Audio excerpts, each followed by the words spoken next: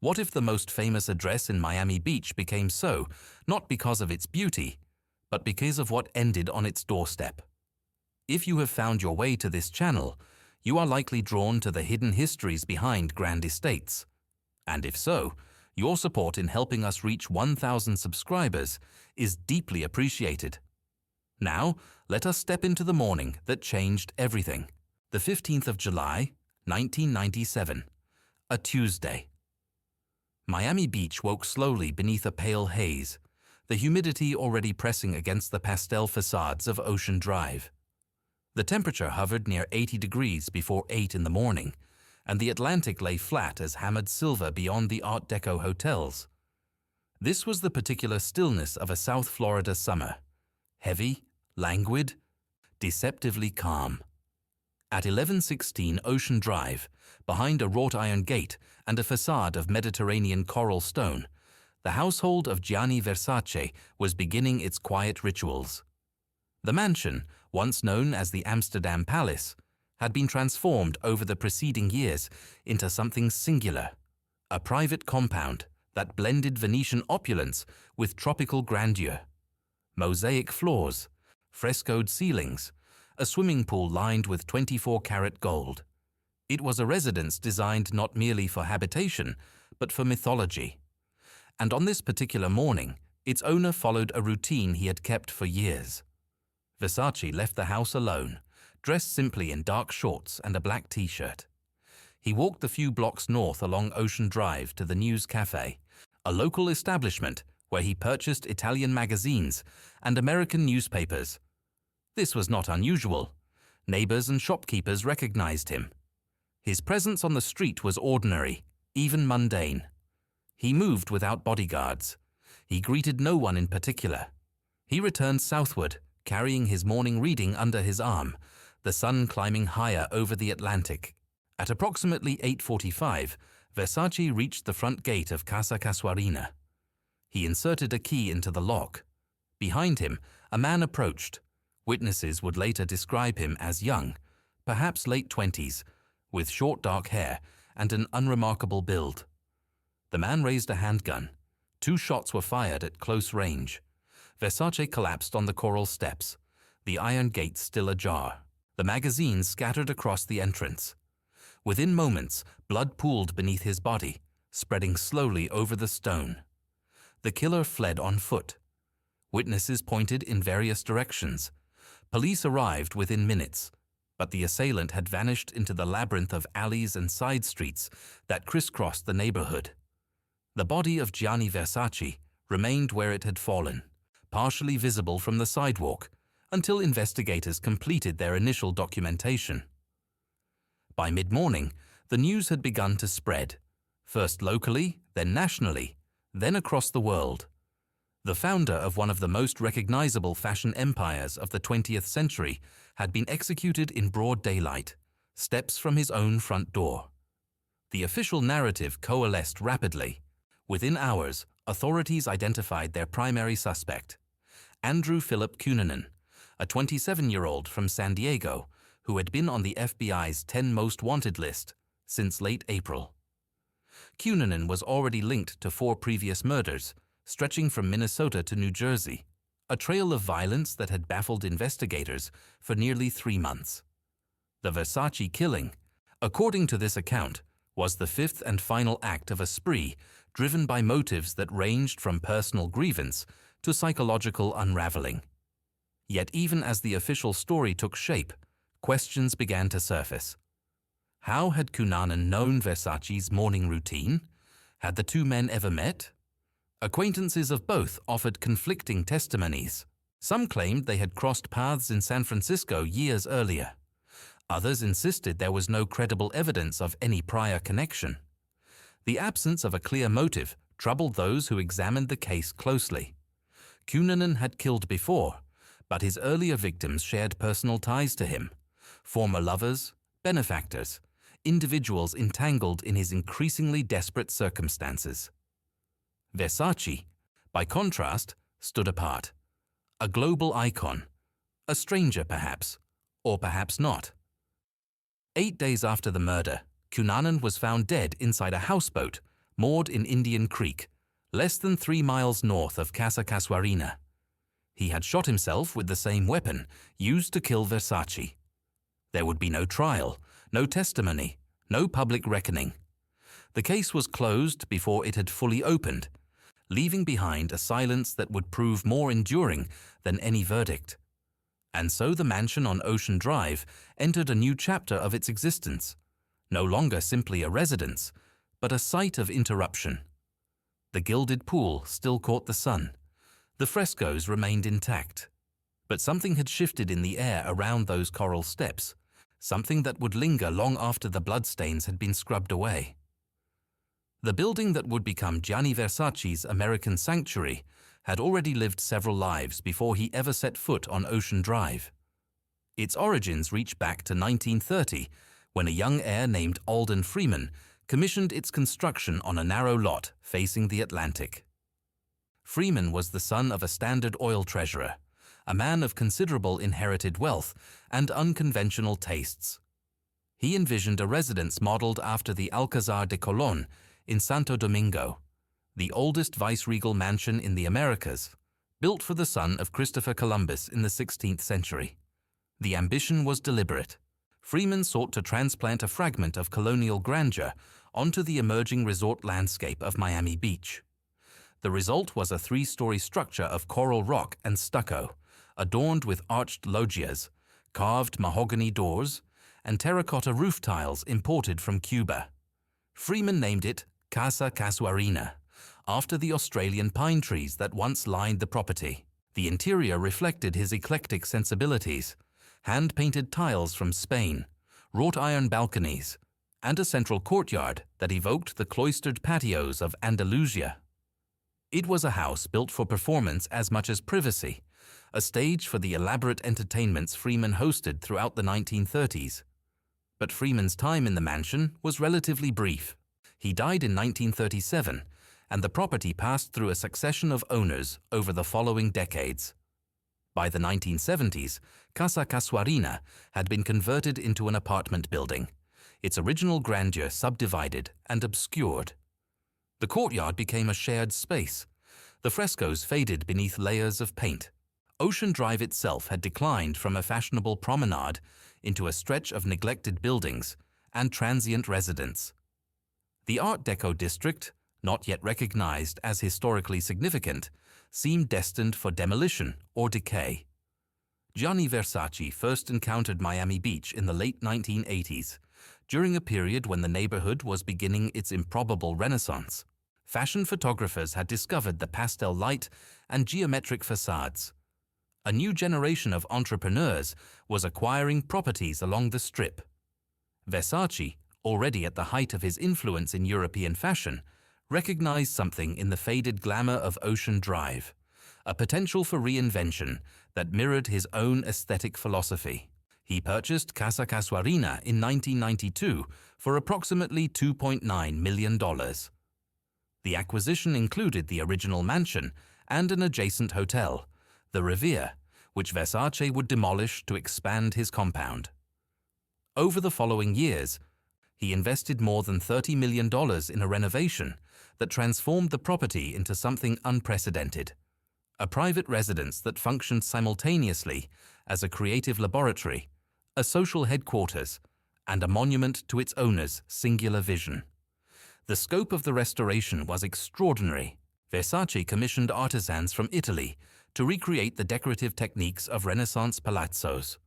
Floors were laid with thousands of hand-cut mosaic tiles, depicting mythological scenes and classical motifs. Ceilings were frescoed with allegorical figures.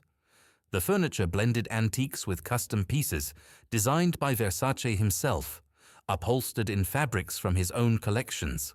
Every surface reflected a deliberate excess: silk curtains, gilded mirrors, marble columns, ceramic urns overflowing with tropical flowers. The centerpiece of the expansion was a new south wing, constructed on the footprint of the demolished Riviera Hotel. Here Versace installed his swimming pool, a 1,000-square-foot basin lined with 24-karat gold tiles and bordered by a mosaic depicting Poseidon and various sea creatures. The pool area became the setting for legendary gatherings, parties that drew celebrities, supermodels, musicians, and aristocrats from around the world. Madonna swam in those gilded waters. So did Princess Diana, Cher, Elton John, Sylvester Stallone. The guest lists read like inventories of late-century fame. Yet for all its social spectacle, Casa Casuarina also served a more private function. Versace used the mansion as a retreat from the relentless demands of his fashion empire. He worked there, sketching designs in a studio overlooking the courtyard. He hosted intimate dinners for close friends and family. He cultivated orchids in a small greenhouse.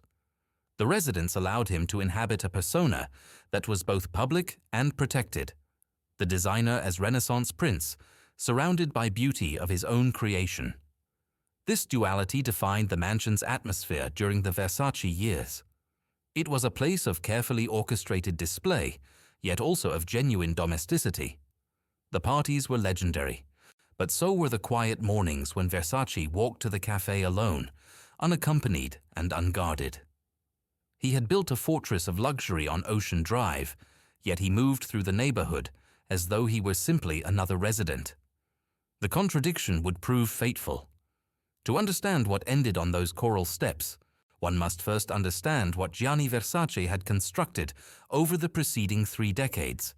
Not merely a fashion house, but a system of influence that redefined the relationship between clothing, celebrity, and desire. His ascent was neither accidental nor inherited. It was built through intuition, audacity, and an understanding of spectacle that few of his contemporaries possessed. Versace was born in 1946 in Reggio Calabria, a city at the southern tip of the Italian peninsula, closer to Sicily than to Milan. His mother operated a small dressmaking business, and the young Gianni absorbed the trade through proximity, watching fabrics being cut, seams constructed, clients fitted. By his early 20s, he had moved north to pursue design professionally, working for established labels before launching his own collection in 1978. The timing proved auspicious. Italian fashion was entering a period of unprecedented global expansion, and Versace arrived with a vision that distinguished him immediately from his peers. Where other designers cultivated restraint, Versace embraced provocation. His garments were unapologetically sensual, plunging necklines, bold prints, colors drawn from Byzantine mosaics, and Baroque paintings. He rejected the minimalist austerity that dominated certain corners of the industry, choosing instead a maximalism rooted in Mediterranean history and unashamed physicality. The effect was polarizing, but undeniable. Critics debated whether his work constituted art or vulgarity. Consumers, meanwhile, purchased it in extraordinary quantities. By the mid-1980s, Versace had become synonymous with a particular strain of glamour: opulent, theatrical, faintly transgressive. His runway shows were choreographed events featuring elaborate sets and musical scores. He cultivated relationships with photographers like Richard Avedon and Helmut Newton, whose images helped establish the visual language of the brand. Most significantly, he recognized earlier than almost anyone the power of celebrity endorsement in the emerging media landscape.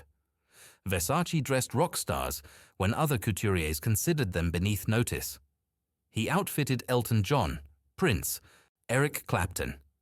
He forged alliances with supermodels Naomi Campbell, Cindy Crawford, Linda Evangelista, Christy Turlington, transforming them into avatars of his aesthetic and, in turn, elevating his collections through their association.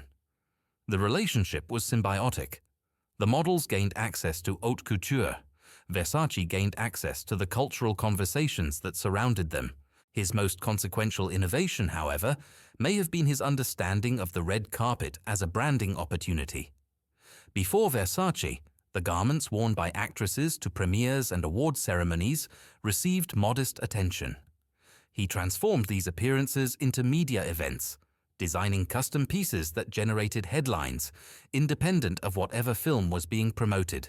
When Elizabeth Hurley wore a black Versace gown, held together by oversized gold safety pins, to the premiere of 4 weddings and a funeral in 1994, the dress became more famous than the movie itself. The image circulated globally, establishing a template that the entire industry would eventually adopt. The empire expanded accordingly. By the early 1990s, the Versace brand encompassed not only couture and ready-to-wear collections, but also accessories, fragrances, home furnishings, and eventually hotels. The company remained family-controlled, with Gianni at the creative helm, his brother Santo managing business operations, and his sister Donatella serving as vice president and muse. This triangular structure concentrated power, but also created dependencies. The brand's identity was inseparable from Gianni's personal vision. His aesthetic choices, his social relationships, his public persona, all were woven into the fabric of the enterprise. Casa Casuarina represented the apotheosis of this fusion between self and brand. The mansion was not merely Versace's home. It was a 3-dimensional advertisement for the lifestyle his products promised to deliver. Every photograph published from its interiors reinforced the mythology: the gold-lined pool, the celebrity guests, the owner himself presiding over gatherings that blurred the line between domestic entertainment and corporate promotion. The residence functioned as a perpetual showroom, its doors occasionally open to journalists and photographers who would disseminate its images to audiences worldwide. Yet this visibility carried risks that Versace either did not perceive or chose to disregard. His daily routines were observable. His movements were predictable. The mansion's location on a public street meant that anyone could stand on the sidewalk and watch the comings and goings of its inhabitants. In an era before comprehensive security protocols became standard for public figures, Versace maintained a remarkable accessibility. He walked to breakfast. He greeted neighbors.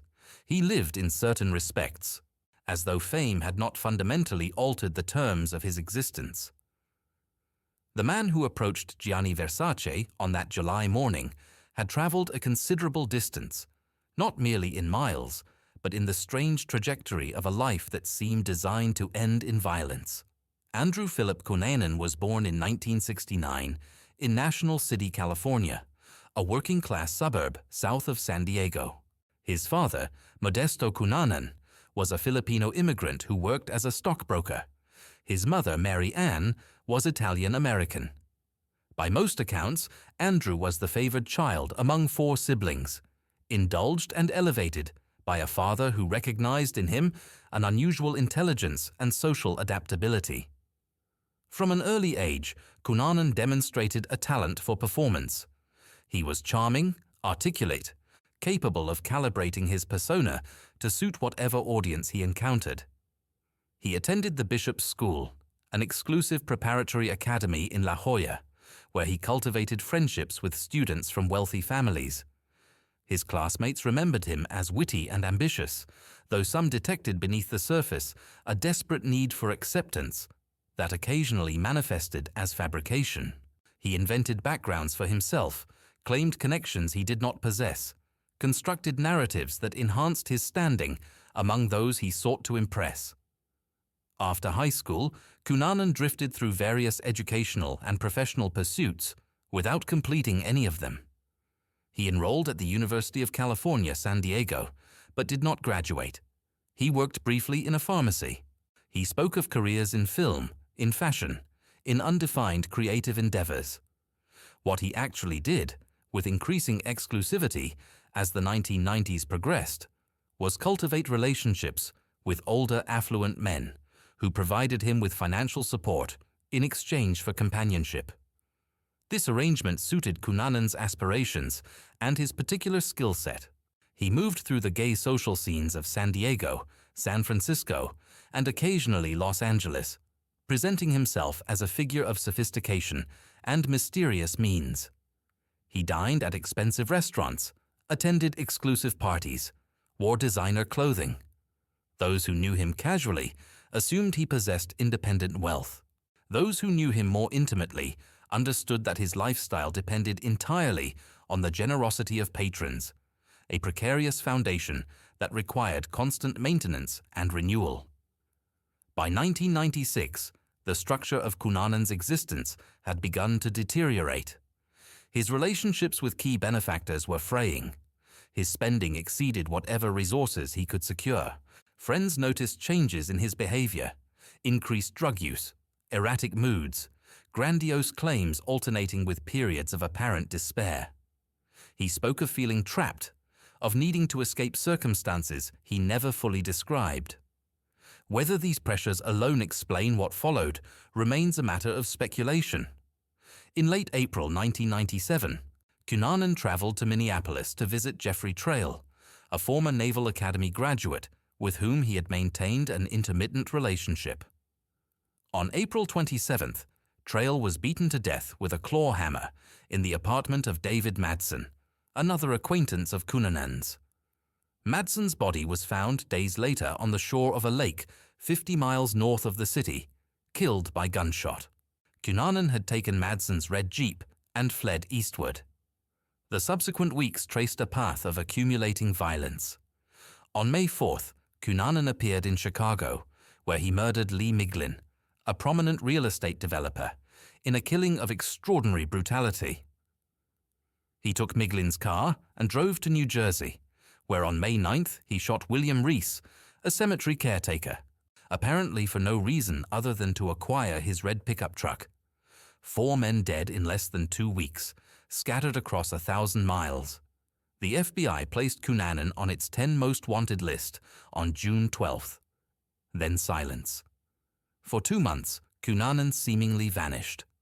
Investigators later determined that he had traveled to Miami Beach sometime in May, checking into a modest hotel in the area using cash and an assumed name. What he did during those intervening weeks, whom he saw, what he planned, whether he stalked Versace or encountered him by chance, remains largely unknown.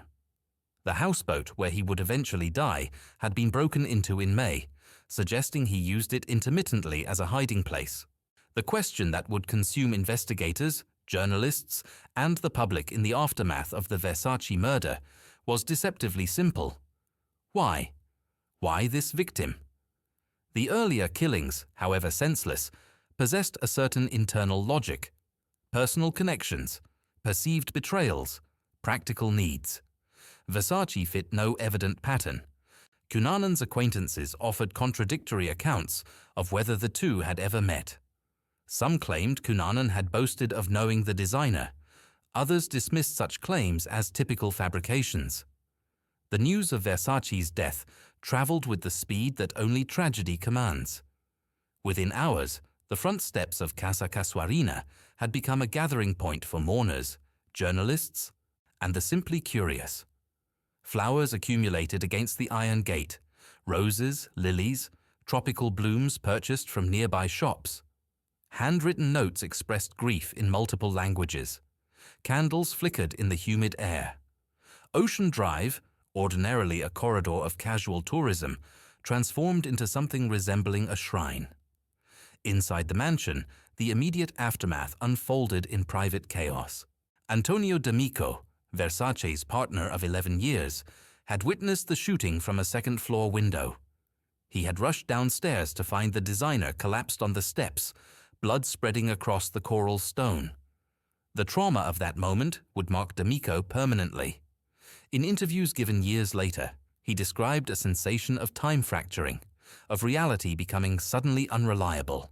The household staff, the security personnel who arrived too late, the paramedics who could do nothing, all moved through those first hours in a state of suspended disbelief. In Milan, Santo and Donatella Versace received the news by telephone. They flew to Miami immediately, arriving to a city besieged by media attention and a criminal investigation that offered few answers. The family's grief was genuine, but it was also necessarily incomplete.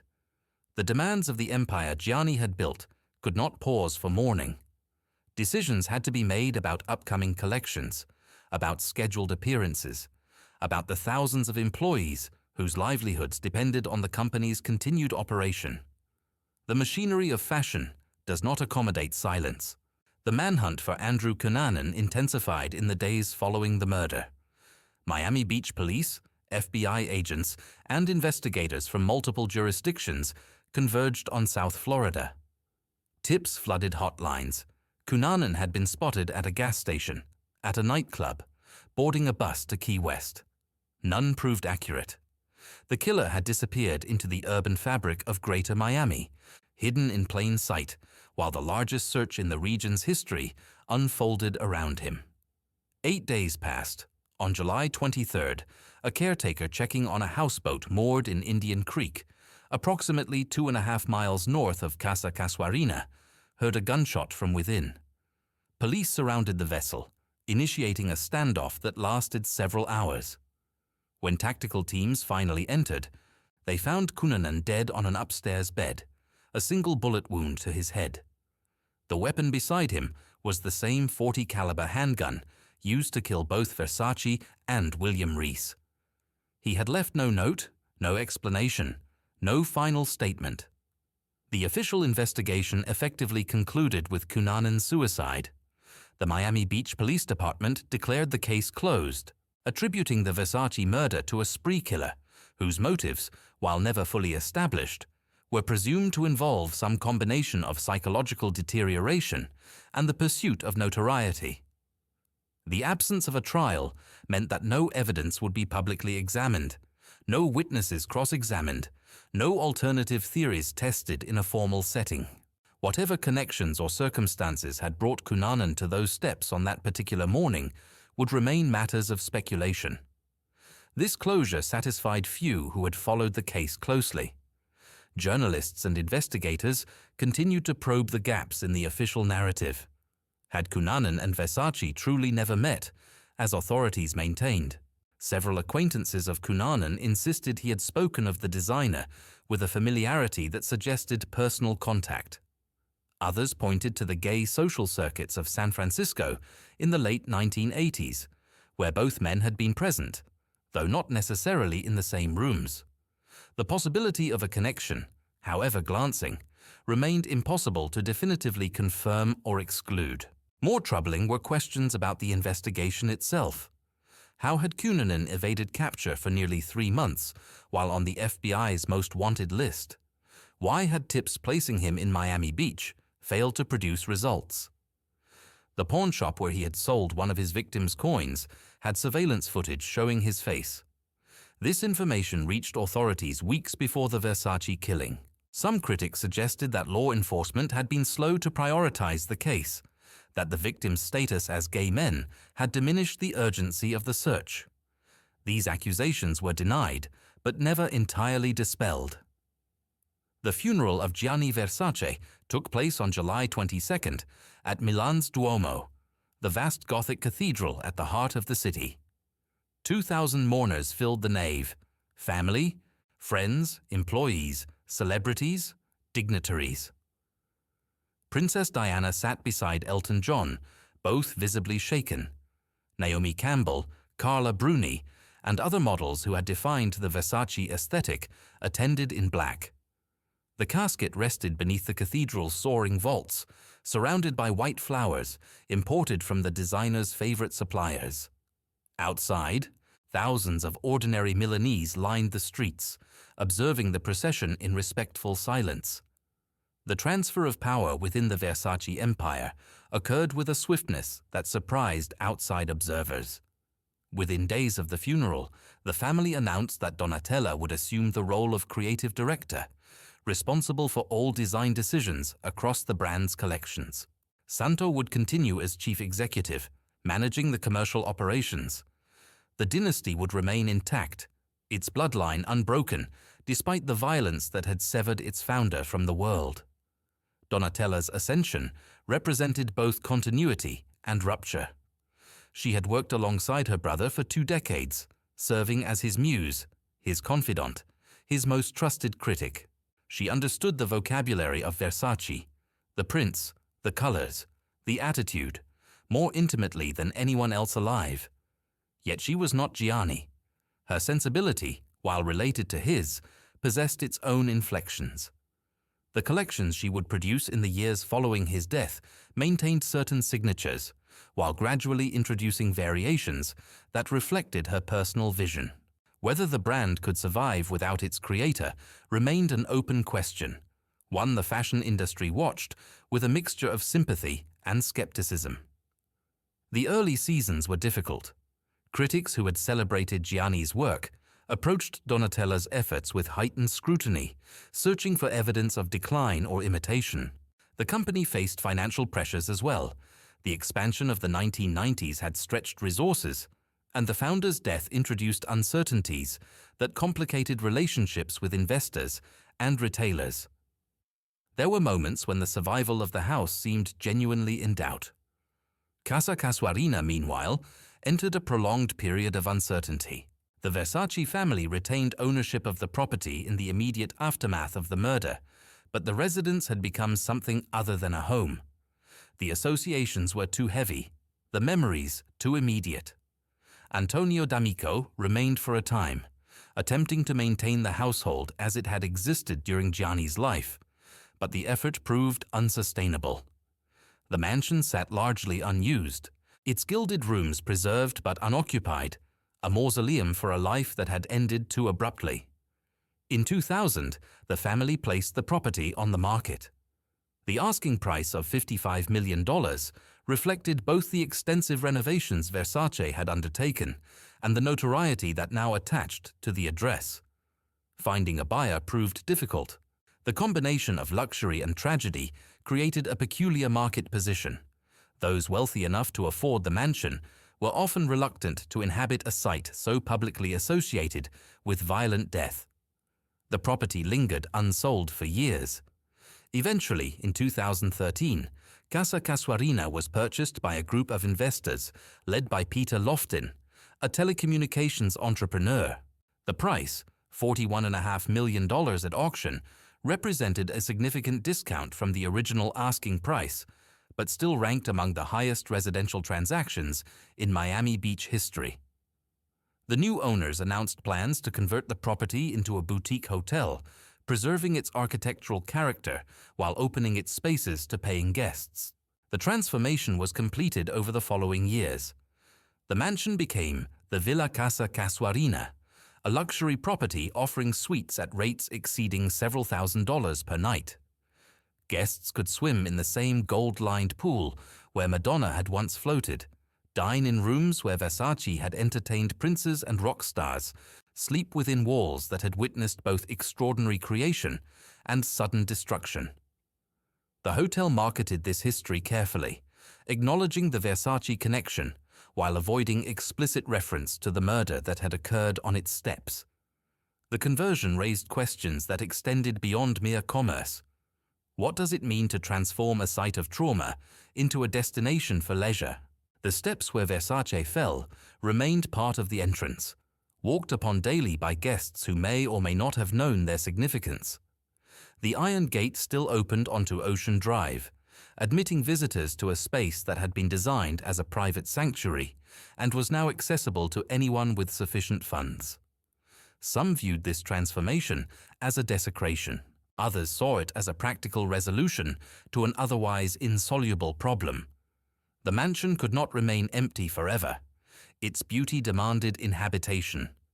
The Versace brand, meanwhile, found its footing.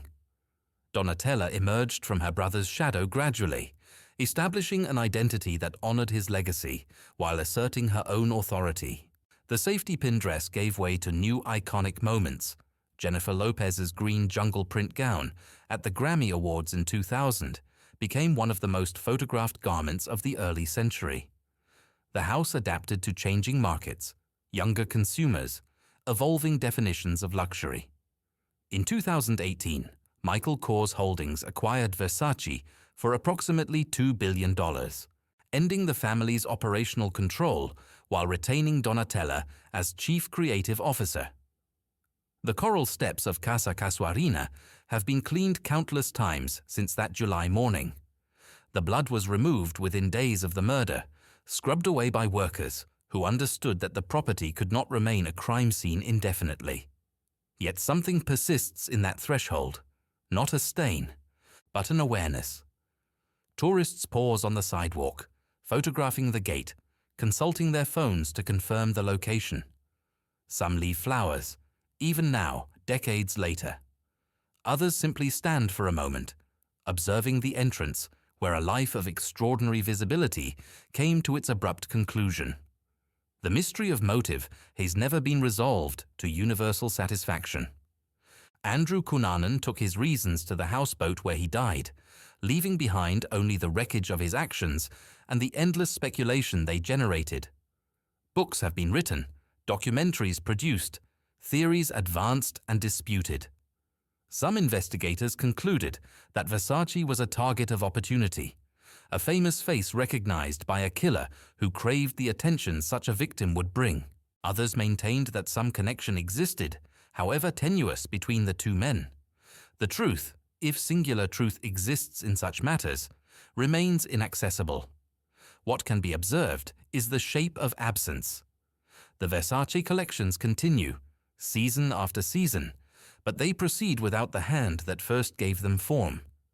Donatella has proven herself a capable steward, yet she would be the first to acknowledge that her brother possessed something irreplaceable, an intuition, a confidence, a willingness to transgress that defined an era of fashion. His death at 50 removed not only a designer, but a particular sensibility from the world, one that cannot be recovered through imitation or inheritance. Casa Casuarina endures as a physical monument to that sensibility. The mosaic floors remain. The frescoed ceilings still depict their mythological scenes. The gold-lined pool catches the Florida sun as it did when Versace himself swam in its waters. Guests who stay at the hotel inhabit spaces designed for a specific vision of beauty, excessive, theatrical, unapologetically luxurious. Whether they sense the history embedded in those walls depends on their own receptivity to such things. Ocean Drive has continued its cycles of transformation. The Art Deco district, once threatened with demolition, is now protected and celebrated. New hotels have risen along the Strip. The neighborhood that Versace helped revitalize has become one of the most recognized streetscapes in America, its pastel facades reproduced in countless photographs and films. The designer's influence on this landscape is acknowledged but increasingly historical, a chapter in the story of Miami Beach rather than its ongoing present. The fashion industry too has moved forward, as industries must. The supermodel era that Versace helped create has given way to new configurations of celebrity and influence. The relationship between designers and the famous people who wear their creations has become systematized, professionalized, stripped of some of the spontaneity that characterized the 1980s and 90s. What once seemed revolutionary, dressing rock stars, courting photographers, treating the red carpet as a runway, has become standard practice, absorbed into the ordinary operations of the business. And yet, on certain mornings, when the light falls at particular angles and the humidity presses against the facades of Ocean Drive, it remains possible to sense something of what existed before. A man walks south along the sidewalk, carrying magazines under his arm. He reaches a gate of wrought iron, inserts a key, begins to turn the lock. The moment suspends itself, caught between what was and what followed. Then it passes, as all moments must, leaving behind only the architecture and the silence it contains.